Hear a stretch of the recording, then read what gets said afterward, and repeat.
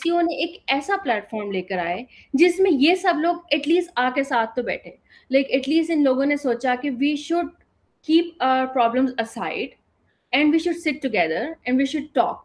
लेकिन अब चीन के जो खसूसी नुमाइंदा बराए अफगानिस्तान हैं, उन्होंने 2 रोज़ पहले न्यू दिल्ली का दौरा किया, और न्यू दिल्ली भी जो है एक लिहाज से भारत को उसकी रेलेवेंस को अब एक्नॉलेज कर रहा है, क्योंकि ये दौरा जो हुआ है या जो मुज़ाकरात कह लीजिए या जो डिस्कशंस हुई होंगी न्यू दिल्ली में, वो उसका एक बैकड्रॉप। जो फाइनेंशियल इम्पैक्ट्स हैं उनकी आई थिंक इंडिया से ज्यादा चाइना को खुद चिंता है। ये भी लोग बात कर रहे हैं कि China will also be worried that they would not want to do something और create a conflict, although there are different dynamics there as well.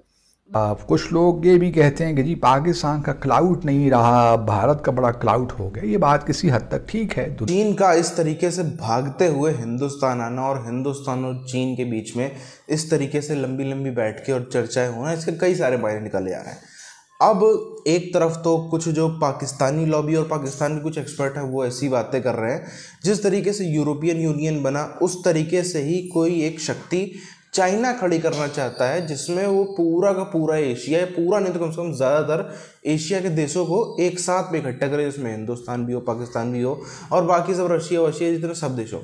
लेकिन ये चीज़ पूरी तरीके से सिरे से इम्पॉसिबल है, क्योंकि चाइना का आप एक भी बॉर्डर कंट्री बता दो जिसके साथ में उसके रिश्ते अच्छे हो, रशिया के अलावा, रशिया से थोड़ा बहुत दिखने में अच्छे लगते हैं, वरना उसके अलावा आप मंगोलिया हो, चाहे नॉर्थ कोरिया हो, चाहे साउथ ईस्ट एशिया में आप वियतनाम वगैरह देख लो, चाहे हिंदुस्तान हो, चाहे नेपाल ही क्यों ना हो, भूटान ही क्यों ना हो, किसी के भी रिश्ते चाइना के साथ में अच्छे नहीं। सबके साथ में उसका थोड़ा बहुत जो है वो बॉर्डर पे डिस्प्यूट है, झड़प चलती रहती है, और अब वो बात कर रहा है ऐसी।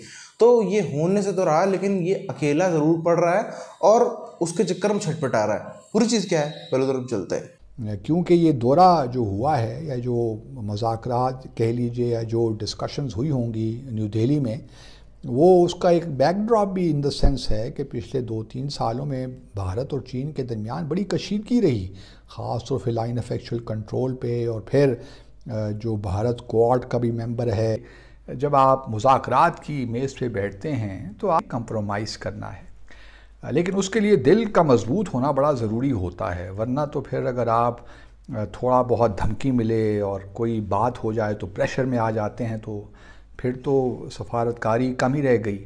लेकिन हमारे यहाँ उल्टा हिसाब हो गया दोस्तों। पिछले 18 सालों में हमने देखा कि हम भड़के तो बड़ी मारते रहे, बड़ी बड़ी बातें करते रहे, लेकिन जब मुज़ाकरात की मेज़, अमेरिकन जो यूएस कांग्रेस है उसकी स्पीकर जो नैन्सी पेलोसी हैं, उन्होंने ताइवान का विजिट किया। जो चाइनीज हैं वो दे कंसीडर दिस वेरी प्रोवोकेटिव। उन्होंने मिलिट्री एक्सरसाइजेस का ऐलान कर दिया। How do you see this situation, particularly आप क्योंकि एक वेस्टर्न मीडिया आउटलेट को दिल्ली में देखती हैं, इंडिया में देखती हैं, सो आप कैसे देख रही हैं? और this situation is blowing up and आप क्या देख रही हैं, इसके क्या कॉन्सिक्वेंसेस भी क्या हो सकते हैं? जब ये डिस्कशन चल रहा था कि नैन्सी पेलोसी जाएंगी ताइवान या नहीं जाएंगी, और अपने आप में एक बहुत हिस्टोरिक विजिट है, क्योंकि ऑलमोस्ट 20 साल से कोई इतना हाई रैंकिंग ऑफिशियल यूएस का गया नहीं है ताइवान, एंड एक स्पीकर का जाना एक बहुत बड़ी बात है। तो ऑल्दो बहुत डिफरेंट पर्सपेक्टिव्स थे पहले, चाइना की तरफ से जो थ्रेट्स थे उससे एक चीज क्लियर थी कि अगर वो जाती हैं तो कुछ ना कुछ रिटेलिएशन तो फॉर श्योर होगा। यूनियन सब मानते हैं, लाइक वो एक इतनी स्ट्रॉन्ग ऑर्गेनाइजेशन है कि उसने एक स्टैंडर्ड सेट किया कि organisations can be this much powerful, कि वो एक पूरे खित्ते को एक जगह पे उन्होंने ऐसे इकट्ठा किया कि now they are like one, right? So similarly, same thing happened with the Central Asian region and China and Russia region, that they thought like there should be one organization that works for their benefit. There would not be a bigger sign of US support than Miss Pelosi visiting it. So I think picture अभी बहुत 50-50 situation में है कि वो किसी भी तरफ जा सकते। एससीओ ने एक ऐसा प्लेटफॉर्म लेकर आए जिसमें ये सब लोग एटलीस्ट आके साथ तो बैठे। लाइक एटलीस्ट इन लोगों ने सोचा कि we should keep our problems aside and we should sit together and we should talk. This is the first first step towards amicable resolution of a conflict. So this is very important. बिल्कुल ठीक है। तो sturdy इसमें आप क्या देखती हैं कि इसमें इंडिया के लिए क्या इम्प्लीकेशंस हैं? बिकॉज इंडियन मीडिया में देख रहा था बहुत ज्यादा वैल्यू दे रहा था इसको चाइना को लेकर के, क्योंकि चाइना इसमें डायरेक्टली इन्वॉल्व है, सारी बात है। तो वो बेसिकली इंडियन मीडिया बहुत ज्यादा इस पे प्रोजेक्शन चल रही थी, एनालिस्ट को लिया जा रहा था। So how does India looks this situation? क्योंकि ये ज्यादातर टीवी स्टूडियो डिस्कशंस हैं। व्हेन यू गो डाउन, जब आप लोगों से बात करें जो फॉरेन एनालिस्ट नहीं है या जो नहीं समझते हैं फॉरेन पॉलिटिक्स इस तरह की, वहां पे लोगों को एक बात जरूर पता है कि चाइना ने कुछ लैंड पे इंक्रोच किया हुआ है। अब अक्सर क्रिटिसिज्म ये है कि जो शंघाई कॉर्पोरेशन ऑर्गेनाइजेशन है वो इतनी सक्सेसफुल नहीं है अगर आप उसको कंपेयर करते हैं आसियान के साथ, या आप उसको कंपेयर करते हैं यूरोपीय यूनियन के साथ। तो डेफिनेटली नहीं है, बट उसकी बहुत ज़्यादा रीजंस हैं, उसकी बहुत ज़्यादा लिमिटेशंस हैं। वो इस वजह से कि आप पहले रीजन को देखें कि जो यूरोप है उनकी किस तरह की प्रॉब्लम्स हैं with in Europe. You want see any big problems in Europe basically with neighbor countries, right? ना कुछ तो होना है, मतलब there's a lot of money which is coming, lot of defense which is being installed, बहुत कुछ हो रहा है यहाँ पे। तो आप क्या समझते हैं इंडिया के लिए चैलेंजेस होंगे? सिचुएशन शायद मिलिट्री लेवल पे उतनी एस्केलेट नहीं होगी जिस मैं पहले कह रही थी, और जो फाइनेंशियल इम्पैक्ट्स हैं उनकी आई थिंक इंडिया से ज्यादा चाइना को खुद चिंता है। ये भी लोग बात कर रहे हैं कि China will also be worried that they would not want to do something or create a conflict, although there are different dynamics there as well with Xi Jinping looking for a third term and all those things. तो उस वक्त because under the leadership of Russia and China they thought कि हमें इसको मजीद strong करना चाहिए और different forums बनाए गए इसमें। तो इसमें फिर जो फर्स्ट टाइम एक्सपेंशन हुई है, then they thought about including other members of the region, because as you know after cold war, post cold war era में रीजनलिज्म का एक बहुत ज़्यादा वेव रहा है।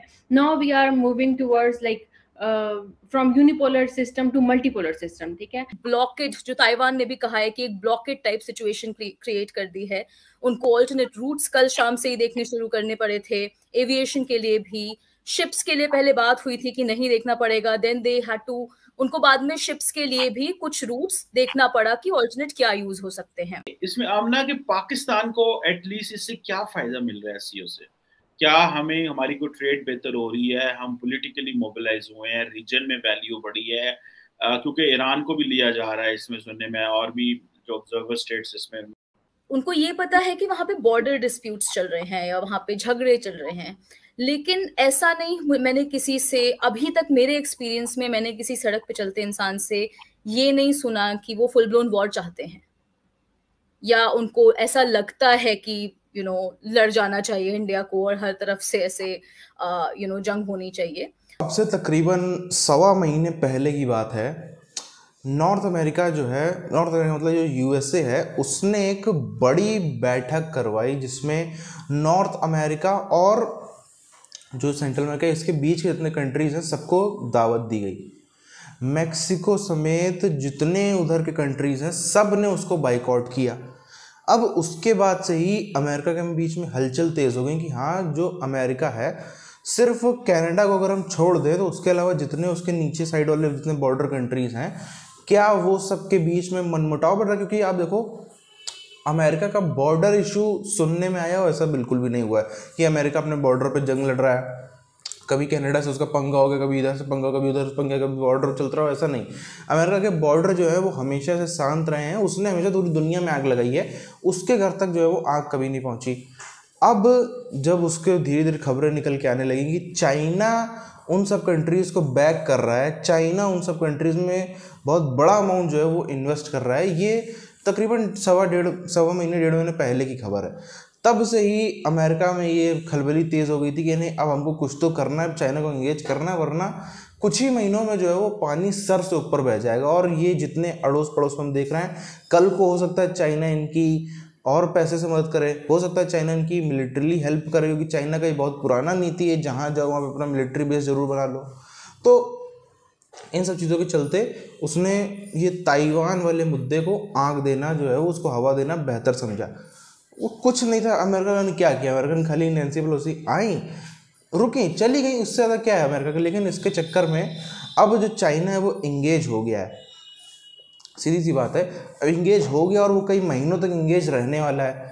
बड़ी बात क्या है, चाइना जो है अगर उसको हम देखें तो वो इस टाइप का गुंडा है जिसके हाथ पैर बंधे हुए हैं, जिसकी गोली चलाने पर रोक लगी है, क्योंकि अगर वो गोली चलाएगा तो उसको भूखों मरने नौबत आएगी। वो सिर्फ चीख सकता है, वो सिर्फ चिल्ला सकता है, वो बड़ी बड़ी धमकीबाजी कर सकता है और वो बातें बड़ी बड़ी कर सकता है। वही हुआ, हम प्लेन गिरा देंगे, हम नैन्सी पेलोसी का ये कर देंगे, हम उतरने नहीं देंगे, आग से मत खेलो, फलाना ढिमकाना, और दुनिया भर की बातें उसने कर डाली कि ताइवान के मुद्दे पर मतलब ये वो सब हुआ। नैन्सी पेलोसी आकर के वापस भी चली जाती हैं। कोई कितने इनके साथ में रहे, जिनको इन्होंने कर्जा दिया वो देश भी इनके साथ में दिख रहे थे। तो आइसोलेट जो है वो तो चाइना हो रहा है काफ़ी हद तक, यूएस जो है वो सफल होता वो नज़र आ रहा है। चाइना को एक तो आइसोलेट करना, बाकी दुनिया से उसके कनेक्शन को काटना, जो कि काफ़ी हद तक पहले से भी होता है उसकी चाइना की अपनी गलतियों से, प्लस उसको ताइवान में लंबे समय तक उसको बांध के रखना, ये दोनों चीज़ें जो है वो होती हुई नज़र आ रही हैं।